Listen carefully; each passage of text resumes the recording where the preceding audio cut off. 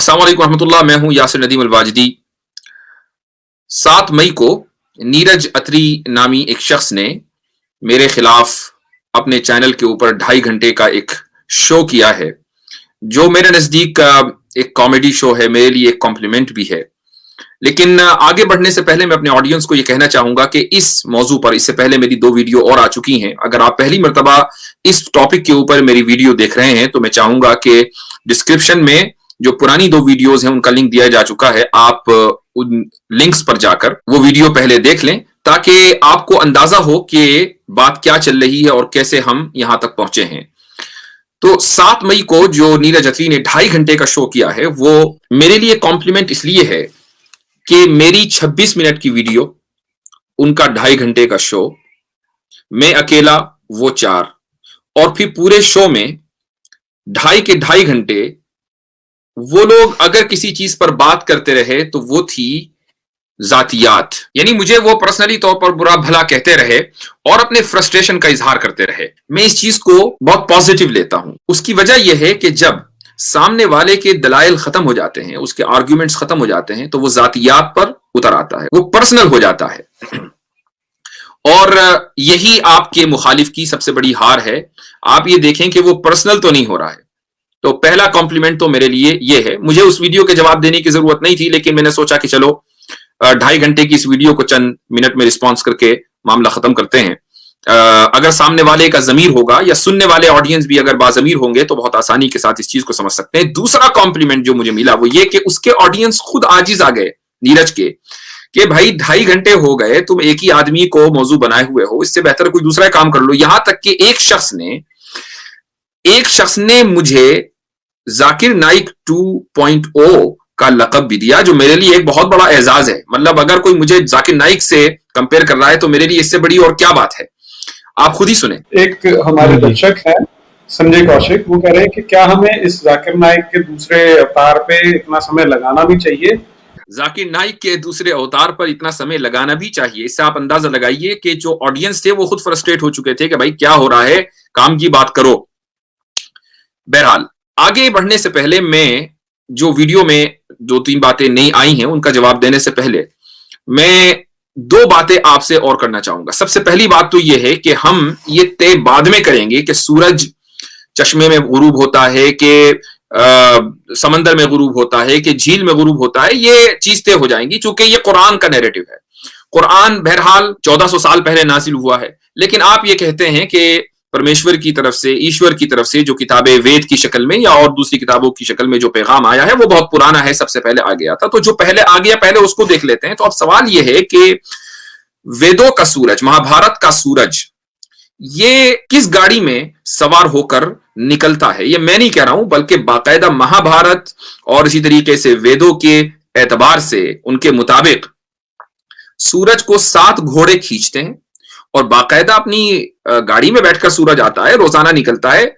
आपने नहीं देखा क्या? आप लोग जरा देखिए, हो सकता है कि आपको सूरज के आगे 7 घोड़े और नजर आए और वो एक बेहतरीन शानदार मर्सिडीज में बैठा हुआ हो, तो जरा देखिएगा उसको। मैं स्क्रीन शेयर करता हूं, ये मैं अपनी तरफ से नहीं कह रहा हूं, बल्कि आप स्क्रीन पर देख सकते हैं। ये देखिए, ये है ऋग्वेद 158। इसका जो बिल्कुल पेज के नीचे आप इसको पढ़ सकते हैं। Divine and light diffusing Surya, your 7 coursers bear you bright haired in your car। के तुम्हारे 7 coursers, ये जो coursers हैं, courser के माने आते हैं घोड़े, तेज घोड़े। ओ सूरज, ओ सूर्या, तुम्हारे 7 घोड़े तुमको एक गाड़ी में लेकर आते हैं। और उसके बाद सूरज का जो डिस्क्रिप्शन किया गया वो ये ब्राइट हेयर्ड, यानी आपके जो बाल हैं वो भी बड़े चमकीले हैं। तो अब आप एक तो सूरज के बाल हमें बताएं कि किधर हैं, दूसरा हमें बताएं कि वो कौन सी कंपनी की गाड़ी में बैठकर आता है, मर्सिडीज है कि BMW है, कौन सी अच्छी गाड़ी होगी। बहरहाल सूरज बहुत बड़ा है तो उसके पास पैसे वैसे भी खूब होंगे। और दूसरे आप ये बताएं कि वो उस मर्सिडीज को में फ्यूल डला है या उसको घोड़े खींच रहे हैं। तो एक तो आप ये बताएं, और इफ एंड बट ना कीजिएगा कि नहीं इसके माना ये है, उसके माना वो है, ये फला है, चुना है, ये सब नहीं चलेगा। क्योंकि आप अगर वर्बल ट्रांसलेशन ही हर चीज का करना है तो फिर ये हक हमें भी है। तो एक तो हवाला ये है। उसके बाद आपको एक दूसरा में रेफरेंस देता हूं, और ये रेफरेंस है महाभारत का आपकी स्क्रीन पर, यह है महाभारत। इसमें कहा जा रहा है, हाईलाइटेड आप जो टेक्स्ट है उसको पढ़ सकते हैं, ही it is that constitute the wheel of the year. Shri Krishna सूरज की शक्ल में रोजाना निकलते हैं और वो साल का जो चक्र है वो बनाते हैं।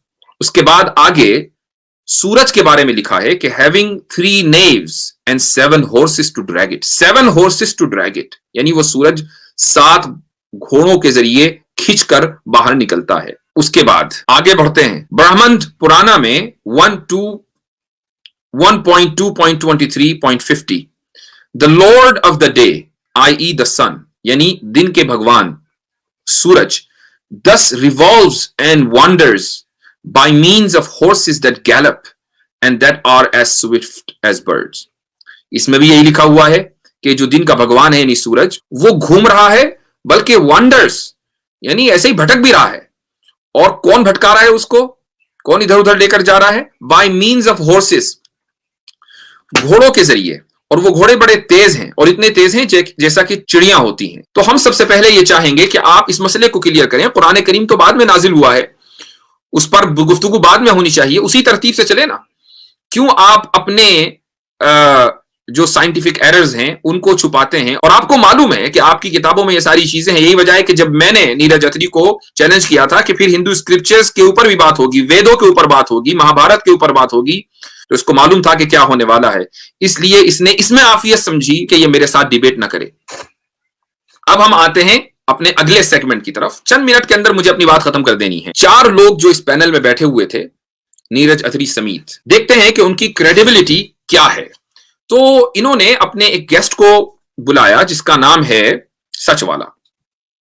सचवाले ने कितना सच बोला ये आपके सामने भी आ जाता है। सचवाले को इस तरीके से लाया गया गोया कि वो अरबी के बहुत बड़े अथॉरिटी हों और माहिर हों, और उन्होंने जो कह दिया, अब भक्त सब समझने लगे कि भाई क्या जबरदस्त अरबी है, इन्होंने तो हमारी आंखें खोल दी।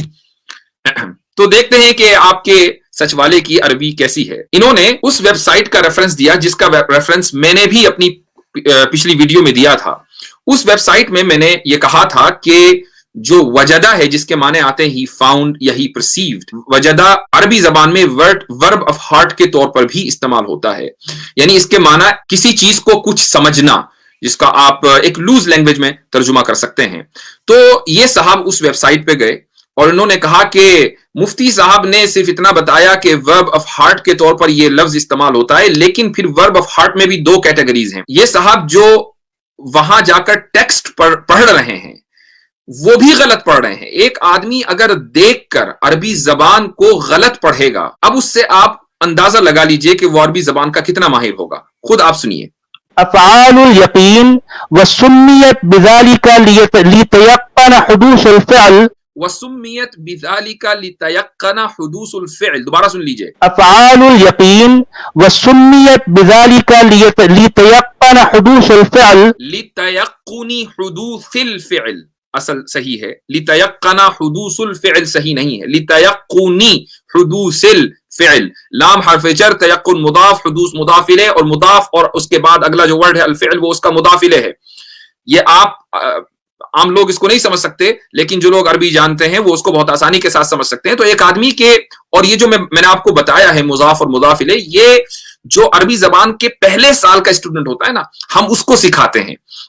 मेरे कितने ही स्टूडेंट हैं जिनको मैं अरबी जबान सिखाता हूं, पहले हफ्ते में मैं उनको मुजाफ और मुजाफ इलैह सिखाता हूं कि कैसे उसको पढ़ा जाए। इस आदमी का अगर मुजाफ और मुजाफ इलैह सही ना हो और ये दावा करे कि ये कुरान के चैलेंज को एक्सेप्ट कर चुका है, तो आप इसकी अकल के ऊपर मातम ही कर सकते हैं। लेकिन अभी उस चैलेंज को सामने लाने से पहले थोड़ा सा एक और इसने ब्लंडर किया, वो भी देख लीजिए। वहिया इल्म वजद दरा अल्फा, वहिया इल्म वजद, इल्म नहीं है, आलिमा, वही आलिमा।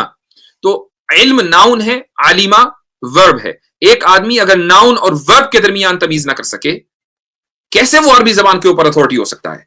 और ये देखकर एक चीज सामने लिखी हुई है, वो पढ़ने में उसको प्रॉब्लम हो रही है। अब उसके बाद आप इन महाशय का जो इन्होंने कुरान को चैलेंज दिया है या कुरान के चैलेंज को एक्सेप्ट किया है, वो भी सुन लीजिए। ये कहते हैं कि ये कुरान जैसी सूरतें लिख चुके हैं और किसी मौके के ऊपर ये सामने लेकर आएंगे। आप खुद सुनिए ये क्या कहते हैं। तो मैंने बनाई है کبھی ایک سیشن میں جو ہے میں یہ باتیں رکھوں گا لوگوں کے سامنے کہ میں نے کون کون سی صورتیں بنائی ہیں، اور ان صورت کو جو آتھینٹک جو قاری ہوتا ہے قرآن کا، مجوید جو ہوتا ہے، ایگزیکٹلی میں تجوید اور اس ترنم کے ساتھ، اس لحن کے ساتھ میں پڑھوں گا، اور جو حافظ قرآن نہیں ہے میں چیلنج کرتا ہوں کہ وہ پہچان ہی نہیں پائے گا کہ یہ قرآن کا ہے یا نہیں پہچان سکتا۔ آپ نے سنا کہ یہ آدمی کہہ رہا ہے کہ میں نے صورتیں بنائی ہوئی ہیں اور میں ترنم کے ساتھ اس کو پڑھوں گا، تو جو حافظ قرآن نہیں ہے، عام آدمی ہے جس کو قرآن کا پتہ نہیں ہے، وہ پہچان ہی نہیں پائے گا کہ یہ قرآن پڑھا جا رہا ہے یا کچھ اور پڑھا جا رہا ہے۔ اور اس بات پر داد دینے والا طفیل چترویدی، ابھی طفیل چترویدی کی باری آئے گی۔ آپ یہ دیکھیں کہ ایک آدمی قرآن کے چیلنج کو ایکسپٹ کر رہا ہے، لیکن اس کا معیار یہ ہے کہ ایک جاہل آدمی جس کو قرآن کا پتہ نہیں ہے، وہ فرق نہیں سمجھ پائے گا کہ قرآن پڑھا جا رہا ہے یا کچھ اور پڑھا جا رہا ہے۔ یہ ان لوگوں کا معیار ہے کہ جو عربی زبان دیکھ کر نہ پڑھ سکے، وہ قرآن جیسا کلام بنا کر بھی لائے گا اور جج بنائے گا جاہل آدمی کو، اور پھر اس کے بعد یہ سمجھا جائے گا کہ ہم نے تو قرآن کا جواب دے دیا۔ ایسے لوگوں کو نیرج اتری نے قرآن کے اوپر گفتگو کرنے کے لیے بلایا ہوا ہے۔ اب آئیے یہ جو دوسرے محاشے ہیں طفیل چترویدی، اس آدمی کے دو انٹروڈکشن ہیں، ایک مائنر ایک میجر۔ مائنر انٹروڈکشن اس کا یہ ہے کہ یہ جینوسائیڈ انیبلر ہے۔ یہ لفظ میں نے بہت احتیاط سے استعمال کیا ہے، چونکہ میں نے اس کی چند ویڈیوز دیکھی جس میں یہ عام ہندوؤں کو بھڑکا رہا ہے، کہتا ہے کہ تم مسلمانوں کو مارو، تم کوئی موقع جانے نہ دو، مسلمانوں کا بائی کاٹ کرو، ان کا فائنینشل بائی کاٹ کرو، ان کے ساتھ میل جول نہ رکھو۔ یعنی ایک جینوسائیڈ کے لیے جو ایک انوائرمنٹ ہونا چاہیے، جو اس انوائرمنٹ کو بنانے میں اس کا ایک اہم کردار ہے، لیکن یہ اس کا مائنر انٹروڈکشن ہے۔ اصل جو اس کا انٹروڈکشن ہے وہ یہ کہ یہ ایک شاعر ہے، اور اسی اعتبار سے اسی لیے اس نے اپنا تخلص طفیل رکھا ہوا ہے، نام اس کا کچھ اور ہے۔ اس شخص نے سورہ رحمان کی ایک آیت کے اوپر اعتراض کیا، دیکھتے ہیں کہ کیا اعتراض ہے۔ یہ 55 کا 19 ہے، اسی نے دریا بہائے جو باہم مل جاتے ہیں، ٹھیک ہے۔ 20 دو کے درمیان ایک حد فاصل آڑ ہے جس میں تجاوز نہیں کر سکتے، جی تو اے جن و انس تم دونوں اپنے پروردگار کی کس کس نعمت کو جھٹلاؤ گے؟ یہ بات جو ہو رہی ہے، جی جو بات ہو رہی ہے یہ دریاؤں کی ہو رہی ہے، دو دریا بہائے اور ان کے بیچ میں ایک آڑ ہے جو دونوں مل نہیں سکتے۔ اب دونوں دریاؤں سے موتی اور مونگے ملتے ہیں، کوئی مائی کا لال کسی دریا سے مونگا نکال کے دکھا دے ہمیں۔ یہ اللہ کی کتاب ہے جسے یہ تک پتہ نہیں کہ دریا سے مونگے نہیں نکلتے، اور دریا میں موتی بھی نہیں ہوتے، جھیل میں ہوتے ہیں یا سمندر میں ہوتے ہیں۔ یہ اردو کے شاعر صاحب ہیں، یہ ان کا میجر انٹروڈکشن ہے، یعنی اصل یہ اسی حیثیت سے جانے جاتے ہیں۔ یہ تو کچھ دن سے ان کی دکان جب بند ہوئی شعر و شاعری کی تو انہوں نے دوسرا راستہ پکڑ لیا، جینوسائیڈ والا۔ تو اس شخص نے قرآن کی سورہ رحمان کی 2-3 آیتیں نیرج سے اس کا ترجمہ پڑھوایا۔ اچھا، ترجمے کے بارے میں آپ کو یہ بتا دوں کہ یہ جو ہندی ترجمہ ہے یہ اوریجنل ہندی نہیں ہے، بلکہ یہ اردو ترجمہ ہے۔ اردو کو جوناگڑی رسم الخط کے اندر ڈھال دیا گیا اور سامنے والوں کو ایسا لگ رہا ہے کہ یہ ہندی ہے، اصل یہ اردو ہے۔ قرآن کی آیت دیکھ لیجئے پہلے، قرآن کی جو آیت ہے وہ میں پڑھ کر سناتا ہوں، اور یہ شاعر چونکہ اردو کا ہے اس لیے بہت آسانی کے ساتھ یہ آیت پڑھ سکتا تھا، لیکن اس نے جان بوجھ کر اس کو پڑھنا مناسب نہیں سمجھا کیونکہ قرآن پر اعتراض کرنا ہے۔ تو آپ آیت سنیے مجھ سے، آیت نمبر 19 ہے سورہ رحمان کی۔ اللہ تعالیٰ فرماتا ہے مرج البحرین یلتقیان، مرج البحرین، البحرین، اس لفظ کے اوپر غور کریں، البحر، مرج البحرین یلتقیان بینہما برزخ لا یبغیان فبأی آلاء ربکما تکذبان یخرج منہما اللؤلؤ والمرجان فبأی آلاء ربکما تکذبان۔ یہ جو میں نے آیت پڑھی ہے، آیت نمبر 19، یخرج مرج البحرینی، بحرینی، بحر کا لفظ آیا ہے۔ اس کا ترجمہ اردو زبان میں دریا سے کر دیا گیا ہے۔ دریا کا ترجمہ دیکھ لیتے ہیں، یہ آپ کے سامنے لکھا ہوا ہے دریا۔ یہ ویب سائٹ ہے جس میں اردو کے آپ کو سارے مترادفات، سینونیمز سب ملتے ہیں، اور انگلش میں اس کا ترجمہ بھی دیا گیا ہے۔ یہ یہاں پر اس کا ترجمہ ہے سی واٹرز، اور اردو میں اس کے جو سینونمز ہیں وہ دیے گئے ہیں یہاں سے اتنے سارے ہیں. ان میں ایک لفظ یہ آ گیا بحر، بحر کو سی بولتے ہیں، یہ دریا کا ترجمہ ہے. اس کے بعد نیچے اشعار بھی ہیں کہ جن اشعار میں یہ لفظ استعمال ہوا ہے.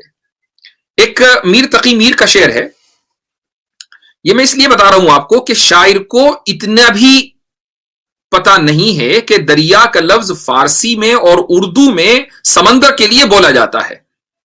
شعر ہے میر تقی کا، کچھ نہیں بحرے جہاں کی موج پر مت بھول میر، کچھ نہیں بحرے جہاں کی، بحر وہ لفظ جو قرآن میں آیا وہ یہاں پر بھی آیا ہے، یعنی دنیا کے سمندر کی جو موج ہے اس میں کچھ نہیں ہے.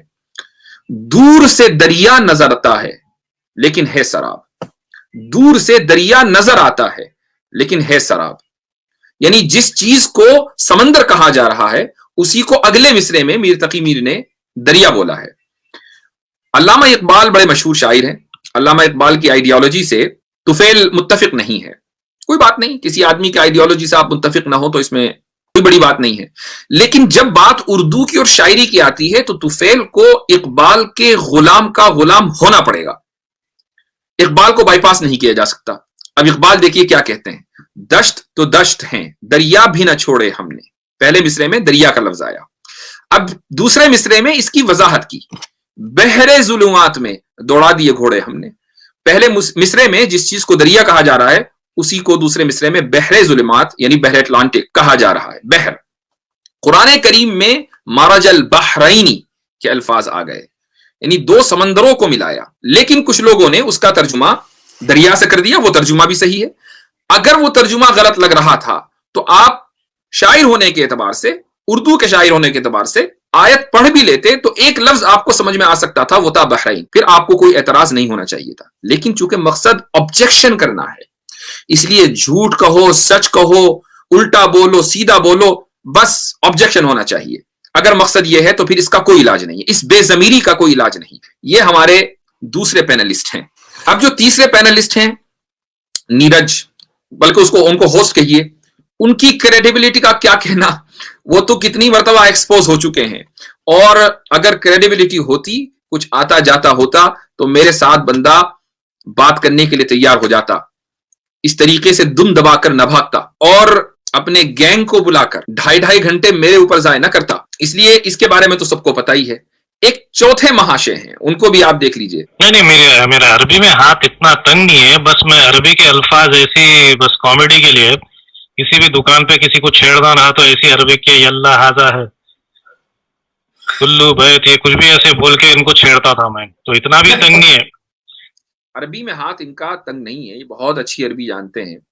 ویسے مجھے ان سے ہمدردی ہے، ان کا نام شاید کوہرام ہے، اور مجھے ایسا لگتا ہے کہ یہ لوسی کے بیٹے ہیں اور ان کو اس بات کا غم ستا رہا ہے کہ لوسی کی صرف ہڈیاں 22% ملی ہیں، باقی ہڈیاں کہاں گئیں. اسی غم میں تھوڑا سا یہ پریشان رہتے ہیں بیچارے. تو میرے نزدیک یہ ایگزسٹ نہیں کرتے، نہ آج کرتے نہ آئندہ کبھی کریں گے. لیکن بہرحال چونکہ پینل میں شامل تھے تو اس لیے آپ ان کا بھی دیدار کر لیں. تو ان کا عربی میں ہاتھ بالکل تنگ نہیں ہے. اس کے بعد آگے دیکھیے کیا فرماتے ہیں. میری جو عربی ہے مولانا صاحب کی انگریزی سے تو اچھی ہے، مطلب ہوگی. وجدہ ناؤن نہیں، مذکر بولتے ہیں، کیا مؤنث بولتے ہیں اس کو، ورب کو کیا بولتے ہیں؟ ورب کو کیا بولتے ہیں، مذکر بولتے ہیں کہ مؤنث بولتے ہیں؟ تو جو سچ والا صاحب ہیں انہوں نے کریکٹ کیا، ورب کو فعل کہیں گے، ورب کو فعل کہیں گے. وہ بات بالکل صحیح ہے، کریکشن صحیح ہے. لیکن ایک آدمی جو یہ کہہ رہا ہے کہ میرا عربی زبان میں ہاتھ تنگ نہیں، میں تو بہت اچھی عربی جانتا ہوں، اس کو یہ نہیں پتا کہ ورب کو عربی میں کیا کہتے ہیں. ایسے ایسے پینلسٹ نیرج نے بلائے ہیں، اس سے بہتر یہ ہے کہ مجھ سے بات کر لیتا. اب جب یہ ثابت ہو گیا کہ پورے پینل میں ایک آدمی بھی اس لائق نہیں ہے کہ وہ قرآن کے موضوع پر ایک لفظ بھی بول سکے. نیرج کچھ نہیں جانتا، جس سچ والا کو عربی کا پروفیسر بنا کر لائے تھے وہ عربی نہیں جانتا چونکہ وہ دیکھ کر بھی عربی نہیں پڑھ سکتا. جس آدمی کو اردو کا شاعر سمجھا جاتا ہے وہ اردو نہیں جانتا، اور چوتھے کا تو ہونا نہ ہونا برابر ہے. تو یہ لوگ بیٹھ کر اب قرآن پر تبصرہ کر رہے ہیں. لیکن اس کے باوجود دیکھیے، جس آدمی کو عربی کا پروفیسر بنا کر لائے وہ کیا کہتا ہے. مجھے کچھ بھی کہنے کی ضرورت نہیں ہے, انہوں نے ہی میرا کام سارا آسان کر دیا. یہ دیکھیے کیا کہتا ہے. افعال القلوب کی دو قسمیں ہیں, ایک ہے افعال الرجحان اور دوسرا ہے افعال الیقین. افعال الیقین میں یہ وجدہ کا ورڈ آتا ہے. یہ جس ویب سائٹ کی مفتی صاحب نے بات کی ہے اس ویب سائٹ سے جو ہے میں یہاں یہ بات ابھی جو میں شیئر کیا ہوں اس میں یہ لکھا ہے, کیونکہ وجدہ افعال الیقین میں ہے, افعال الرجحان میں نہیں ہے. یہ بات بالکل کلیئر ہے, اور یقین کا کیا مطلب ہے سب لوگ جانتے ہیں, یہاں پر مجھے کہنے کی ضرورت ہی نہیں ہے. کہ وجدہ جس کیٹیگری میں آتا ہے وہ ہے یقین ہے, اور یقین کا کیا مطلب ہے کہ اسے ذوالقرنین کو یقیناً یا ایسا لگا, یہ بات نکل رہی ہے. اسے یعنی ذوالقرنین کو یقیناً ایسا لگا, اور ہم کیا کہہ رہے تھے کہ ذوالقرنین کو ایسا لگا, ہم نے یقیناً کا لفظ نہیں بڑھایا تھا, آپ نے بڑھا دیا, کوئی حرج نہیں ہے, اس سے بھی کوئی فرق نہیں پڑتا, لگا ذوالقرنین کو ہی. اب جس آدمی کو یہ اپنا سیویئر بنا کر لے کر آئے تھے کہ یہ آ کے ہماری ڈوبتی کشتی کو بچا دے گا اور عربی کا ماہر بنا کر لے کر آئے تھے, اس نے خود ہی پول کھول دی, اس نے خود ہی بتا دیا کہ وجدہ کے معنی ہیں کہ ذوالقرنین کو یقیناً ایسا لگا کہ سورج سمندر میں ڈوب رہا تھا, اور یہی سارے ترجمہ کر رہے ہیں. اب اگر آپ یہ کہیں کہ ذوالقرنین کو چونکہ یقیناً ایسا لگا کہ سورج سمندر میں ڈوب رہا تھا, تو قرآن کے مطابق ایسا ہی ہوتا ہوگا, قرآن کے مطابق یہی ریالٹی ہے, تو پھر تو بھائی آپ اپنے جتنے بھی دلائل ہیں نا سب کی خیر منائیں. چونکہ اگر کسی کے یقین کا ریالٹی کے مطابق ہونا ضروری ہوتا تو اب ہمارا یقین ہے اللہ ایک ہے, ہمارا یقین ہے اسلام دین برحق ہے, ہمارا یقین ہے کہ اسلام کے علاوہ کوئی دین آج کی تاریخ میں قابل قبول نہیں ہے, ہمارا دین ہے کہ قرآن میں کوئی غلطی نہیں ہے, تو مانیے آپ اس یقین کو ریالٹی کے مطابق. اگر ذوالقرنین کے یقین کا ریالٹی کے مطابق ہونا ضروری ہے تو پھر ذوالقرنین کے علاوہ دنیا کے ہر آدمی کے یقین کا ریالٹی کے مطابق ہونا ضروری ہے. آپ کے تو دلائل سارے کے سارے ختم ہو جائیں گے. اب آگے بڑھتے ہیں. یہ جو ویڈیو نیرج اتری نے بنائی تھی اس کا جو ٹائٹل تھا وہ تھا ایکسکیوز آف فالس ٹرانسلیشنز, کہ مسلمانوں کی طرف سے یہ ایکسکیوز دیا جاتا ہے کہ بھائی لوگوں نے غلط ترجمے کر دیے ورنہ قرآن میں ایسا نہیں ہے. یہ دیکھیے مختصر سی کلپ نیرج کیا کہتا ہے, اس کے بعد میں آپ کا یہ ایکسکیوز بھی ختم کر دیتا ہوں. دیکھیے کیا کہتا ہے. یہاں تک کہ جب چلتے چلتے آفتاب کے غروب ہونے کی جگہ پہنچا, آفتاب کے غروب ہونے کی جگہ پہنچا, یعنی کہ اس سے یہ اسٹیبلش ہوتا ہے کہ قرآن بولتی ہے کہ اس کے غروب ہونے کی کوئی جگہ ہے, اور پھر اس جگہ کی بات کر رہے ہیں. تو ہم یہ دیکھیں گے کہ کتنے ٹرانسلیٹر ہیں جو جگہ کی بات کر رہے ہیں, اور کتنے لوگ ہیں. دوسرا جو ایلیمنٹ ہے کہ فاؤنڈ کی اور اپیرنس کی بات کر رہے ہیں. اور تیسری چیز ایک اور جو ہیرا پھیری کرتے ہیں. اب سچ والا جی نے مجھے بتایا کہ جو یہاں پر پانی کے سروتے کی بات ہو رہی ہے وہ کوئی چھوٹا سا سروت ہے, کوئی جھیل ہو سکتی ہے, کوئی تالاب ہو سکتا ہے. یہاں پر 3 باتیں نیرج نے کہی ہیں کہ ہم ٹرانسلیشن میں دیکھیں گے کتنے لوگ یہ بات کر رہے ہیں کہ ذوالقرنین کو ایسا لگا, اور کتنے لوگ یہ کہہ رہے ہیں کہ سورج پانی میں ڈوب رہا تھا, ٹرانسلیٹرز. دوسری بات نیرج نے یہ کہی کہ مغرب الشمس, کتنے لوگ یہ کہہ رہے تھے کہ ذوالقرنین سورج کے غروب ہونے کی جگہ پہنچے, اور کتنے لوگ یہ کہہ رہے ہیں کہ ذوالقرنین سورج کے غروب ہونے کے وقت پہنچے. اور تیسری بات یہ کہ گرم چشمے میں ڈوب رہا تھا, کوئی چھوٹا سا تالاب تھا وہ. تو یہ کس نے بتایا؟ سچ والا جی نے بتایا. چلیے ان تینوں چیزوں کو دیکھ لیتے ہیں. اب رکھیے ترجمے سارے الگ. اب ہم جاتے ہیں قرآن کی تفسیروں کے اوپر. ان میں بہت مشہور تفسیریں بھی ہیں. امام رازی کی تفسیر دیکھیے کہ اس میں کیا لکھا ہوا ہے. یہ آپ کے سامنے کتاب کھل گئی ہے, تفسیر الرازی اوپر لکھا ہوا ہے, والیوم نمبر 21 صفحہ نمبر 166. اور یہاں پر لکھتے ہیں کہ جب ذوالقرنین مغرب میں پہنچے, وَلَمْ يَبْقَ بَعْدَهُ شَيْءٌ مِّنَ الْعِمَارَاتِ, اور ایسی جگہ پہنچے اس کے بعد پھر کوئی آبادی نہیں تھی. وَجَدَ الشَّمْسَ كَأَنَّهَا تَغْرُبُ فِي عَيْنٍ وَحْدَةٍ مُظْلِمَةٍ, تو انہوں نے دیکھا سورج کو گویا کہ وہ ایک تاریک چشمے میں غروب ہو رہا ہے.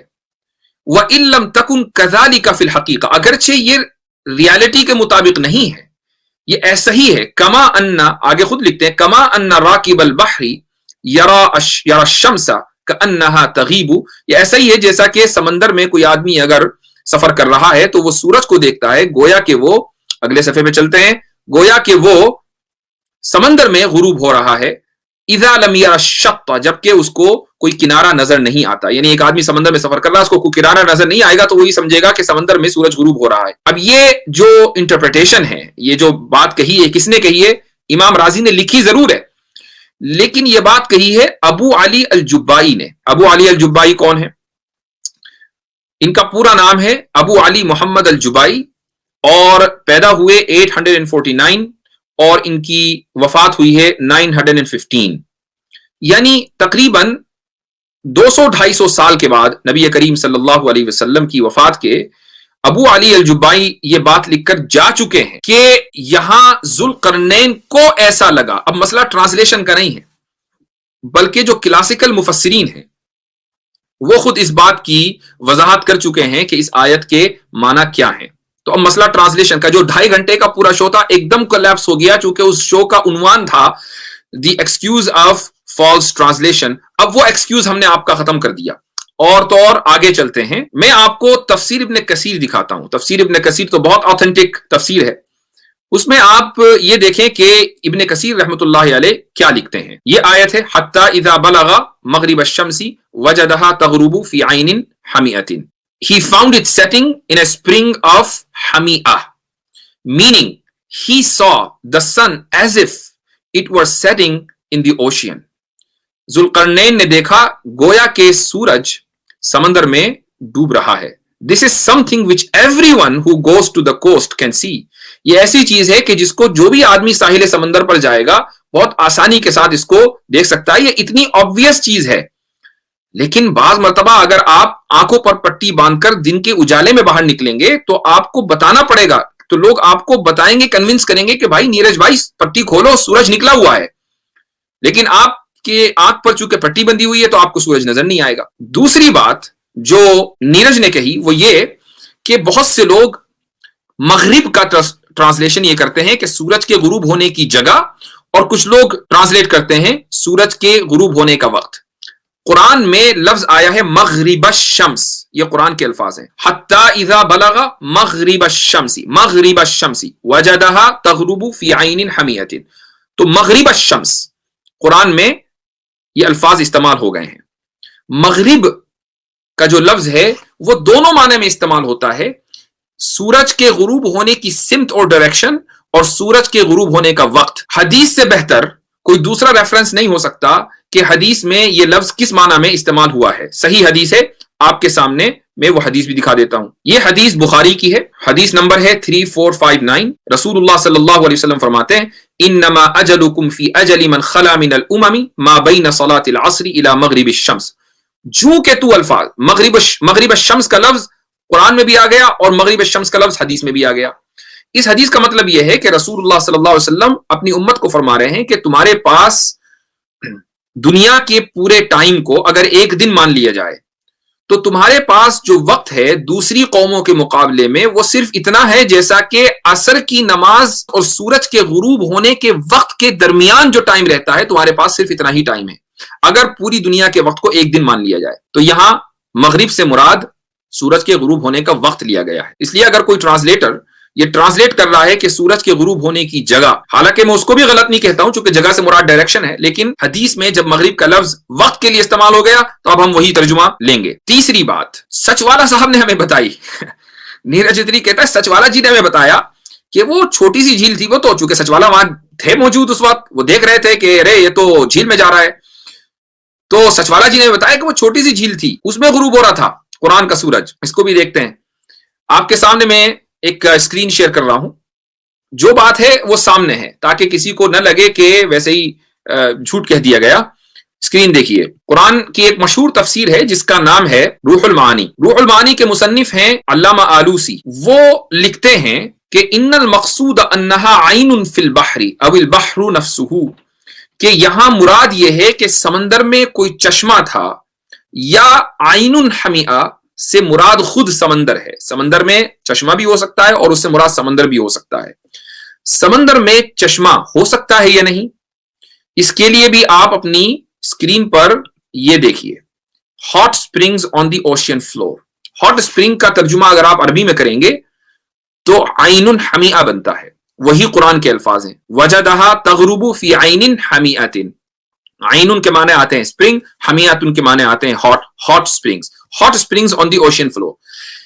यहां लिखा हुआ है, ये वाटर इंसाइक्लोपीडिया है, waterincyclopedia.com, इसमें लिखा हुआ है कि in many areas of the ocean floor, हर जगह नहीं, ओशियन फ्लोर में बहुत सी जगह, wherever magma nears the sea floor or where lava erupts directly at the sea floor surface, जहां जहां भी लावा इरप्ट होता है सी फ्लोर पर, hot springs on the sea floor called hydrothermal vents commonly are found। ऐसी जगह hot springs, जिनको हम साइंसी जबान में हाइड्रोथर्मल वेंट्स कहते हैं, वो आमतौर से पाए जाते हैं। तो समंदर में बहुत सी जगहों पर हॉट स्प्रिंग अंदर पाए जाते हैं। इसी को अरबी जबान में आइनुन हमिया कहा गया। ये बात अल्लामा आलूसी ने लिखी है, रूहुल मानी के मुसन्निफ हैं। इनका इंतकाल हुआ है 1802 में, यानी ये कोई आज के नहीं है कि चलो भाई कोई नई तहकीक आई थी वाटर इंसाइक्लोपीडिया की तो उठाकर इन्होंने कह दिया, बल्कि ये 220 साल पहले इनका इंतकाल हो चुका है। तो अपनी जिंदगी में ये तफसील लिख कर गए हैं, उसमें उन्होंने ये बात कही है। इसलिए आइनुन हमिया से मुराद वो समंदर है, समंदर की वो जगह है कि जिसके फ्लोर पर हॉट स्प्रिंग थे। ऐसी जगह जुल्करनैन गए थे। अब मेरी तरफ से मैं समझता हूं कि हुज्जत तमाम हो गई और जितनी बातें आनी थी आ गई। इसके बाद भी अगर कोई आदमी इफ एंड बट करता है तो वैसे तो मुझे नीरज की नीयत में खोट ही नजर आता है, लेकिन फिर दुनिया को भी ये समझ लेना चाहिए कि एक आदमी का मकसद किसी चीज के ऊपर एकेडमिक डिस्कशन करना नहीं है, बल्कि अपनी बात को ऊंचा करना है। चूंकि उसने गलती की, एक मर्तबा जो बात पूरी शुरू हुई है वो यहां से शुरू हुई है कि मैंने उसकी गलती को दिखाया कि देखो ये आदमी कुरान में गलतियां निकाल रहा था और अचानक उसकी स्क्रीन पर सही ट्रांसलेशन आ गया, तो उसने सही ट्रांसलेशन को हाइड करके गलत ट्रांसलेशन को वो सामने लेकर आया जो ऑथेंटिक नहीं था, और उसकी बुनियाद पर उसने कुरान करीम पर एतराज किया। तो सबसे पहली बात तो यह कि आप ट्रांसलेशन की बुनियाद पर कुरान करीम पर एतराज कर ही नहीं सकते, लेकिन चलो आपने कर दिया, तो जब सही ट्रांसलेशन आ गया था तो आप उसको फॉलो करते, आपने सही को हटाकर गलत को आप सामने लेकर आए। तो इस तरीके से चूंकि मैंने उसको एक्सपोज कर दिया था, उसकी नियत का पर्दाफाश हो गया था, उसका जो एक फॉल्स प्रोपेगेंडा है वो दुनिया के सामने आ गया था, तो अपनी बात को ऊंचा करने के लिए उसने 1.5 घंटे की वीडियो बनाई। 1.5 घंटे की वीडियो के मुकाबले में मैंने 25-26 मिनट की एक वीडियो बनाई जिसमें उसको बुरी तरीके से एक्सपोज कर दिया गया था और वो फिनिश था। तो उसने सोचा कि यार ये तो मैं अकेला कुछ नहीं कर सकता, फलियदउ नादिया, कुरान कहता है सूरह इकरा में है कि बुला लो अपने गैंग को। अल्लाह ताला ने चैलेंज किया है, तो नीरज अत्री ने अपने गैंग को बुला लिया, और वो गैंग भी एक से एक महाशय के ऊपर कि जिसकी पहचान अरबी की वो अरबी नहीं जानता, जिसकी पहचान उर्दू से वो उर्दू नहीं जानता, और जिसकी कोई पहचान नहीं वो दावा कर रहा है कि वो सब कुछ जानता है। तो ऐसे ऐसे लोग पैनल में आए और उन्होंने आकर 2.5 घंटे तक लोगों के कान खाए और साबित कुछ नहीं कर पाए। बल्कि हम जो साबित करना चाह रहे थे वो अरबी के 30 मार खान साहब आए और हमारी ही बात साबित करके चले गए। मैं आज भी नीरज अत्री को कहता हूं कि इधर उधर टाइम जाया करने से बेहतर यह है कि मुझसे बात करे भाई। उसके भक्त आते हैं मेरे पास कि आप बात क्यों नहीं करते, मैं तैयार हूं, बात तो करो, इतना डरते क्यों हो। इसलिए मैं हमेशा अपनी वीडियो के आखिर में कहता हूं भक्तों से कि भक्तों जागो,